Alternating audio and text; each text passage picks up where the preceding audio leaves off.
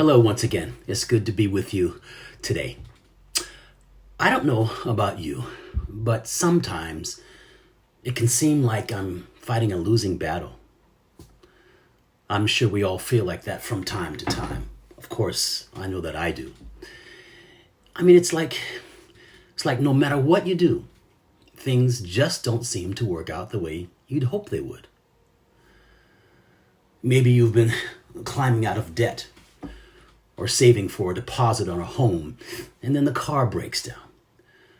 Or you're made redundant. Maybe you've put your heart and your soul into fighting poverty or racism, or violence and oppression. And then the news tells you, well, that today looks pretty much like yesterday. Over and over again. Maybe some old hurts just don't seem to be healing, no matter how much you pray. That relationship keeps unraveling in spite of your best efforts. Or your daily routines have begun to feel, well, like a pointless, thankless grind. I've been there, done that. It can be hard to keep going when the odds just don't seem to be in our favor. Well, hope. Hope is what we Christians call the felt sense that the fight is worth it despite all of life's setbacks and challenges. And I experience that hope when I remember why I'm in this fight in the first place. I'm in the battle, and I stay in the battle because of love. I speak quite a bit about love. And I spend that time and energy talking about love because I truly believe that love is the only power that can save this world and everybody and everything in it. The love that I'm talking about is far more than sentimental affection. It's a world and soul transforming power. And that's because love is God being God in our midst and in our hearts. That love brought all things into being. And that love is healing and restoring our aching world. Yes, even now. God is love. And God chooses to live out the divine life through the likes of you and me. And we are our most authentic selves when we embody that love in our ordinary daily lives. Not necessarily in grand world historical gestures, but in very simple acts of respect and decency, of kindness and generosity, of tenderness and compassion. Jesus explained it this way. He said, the greatest law is the law of love. Love God with every fiber of your being.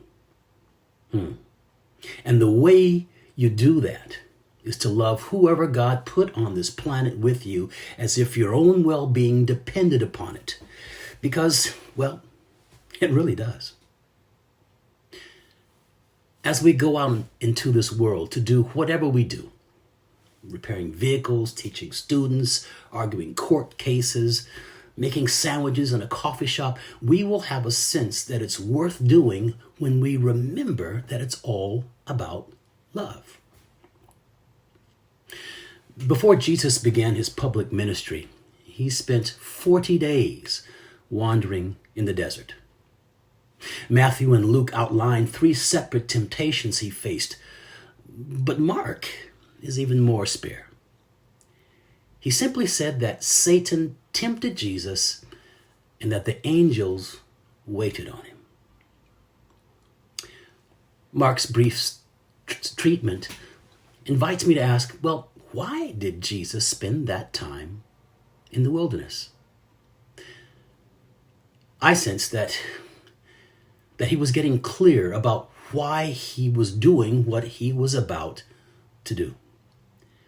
He would face setbacks and adversity, sorrow, betrayal, and even failure in the world's eyes. But Jesus understood that his ministry was all about love, the love that mends this broken world. The teaching, the healing, the eating with outcasts, confronting the powerful and elite, even dying on a cross, was about restoring the world with love. And he taught us that to follow him means to carry that same love into our beautiful, shattered, breathtaking, horrifying world. Take up your cross and follow me, he said. Feed the hungry, visit the prisoner, shelter the homeless, welcome the stranger, give the shirt off your back, turn the other cheek. Love your neighbor as yourself. This is how God is mending the world. I know sometimes it looks as if we're not making a difference, barely a dent. In spite of all the work we do today, tomorrow, or any time, there will still be people with empty bellies, in detention, facing oppression and injustice. And it's in those moments when it seems that I'm just wasting my time and spinning my wheels that I remind myself why we do what we do. Friends, we just don't do it for love. We do it with love. With divine love that flows into us and out from us into the world.